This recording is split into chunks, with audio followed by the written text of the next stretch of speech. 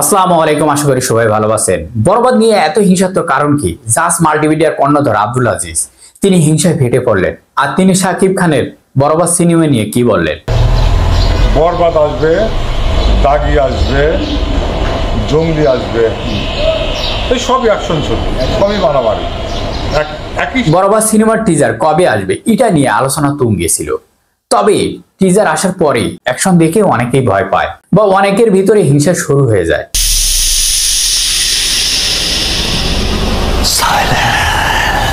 অন্যদিকে অ্যাকশন ভরা টিজারের ভয়ঙ্কর শাকিব খানের লুক অনুরাগীদের ভিতরে অন্যরকম ফিলিংস কাজ করে। আবার কেউ কেউ বলতে শুরু করে বরবাদের পাশে কোনো সিনেমা দাঁড়াতে পারবে না। এটা যে চূড়ান্ত যুদ্ধ নেমেছেন তিনি, সবকিছু বরবাদ করে দিতে চলেছেন।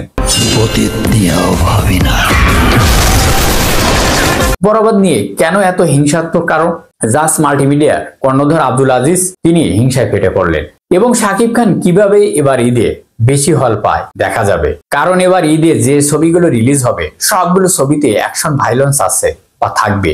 বরবাদ আসবে, দাগি আসবে, জঙ্গি আসবে, তবে বরবাদ নিয়ে কেন এত মাতামাতি বেশি? হ্যালো ভিউয়ার্স, আব্দুল আজিজ শাকিব খানের বরবাদ সিনেমার জন্য রাগে বা আঙ্গুনে পুড়ে অঙ্গার হয়ে যাচ্ছে। কারণ তো বুঝতেই তো পারছেন শাকিবিয়ানরা, এটি তার একটি কৌশল মাত্র। তার সিনেমা প্রচারের জন্য তিনি এটা করে থাকেন বরাবরের মতো। তার সিনেমা কেউ মূলত দেখে না, তাই সে শাকিব খানের নিয়ে খোঁচা মারে যেন বা শাকিবিয়ানরা তার ছবি নিয়ে আলোচনায় নিয়ে আসে বা ভাইরাল করে। এটি তার মূল উদ্দেশ্য, আর কিছু নয়। হ্যালো ভিউয়ার্স, এই বিষয়ে আপনাদের মতামত কি? অবশ্যই কমেন্ট করে জানাবেন। ভালো থাকবেন, সুস্থ থাকবেন। আল্লাহ হাফেজ।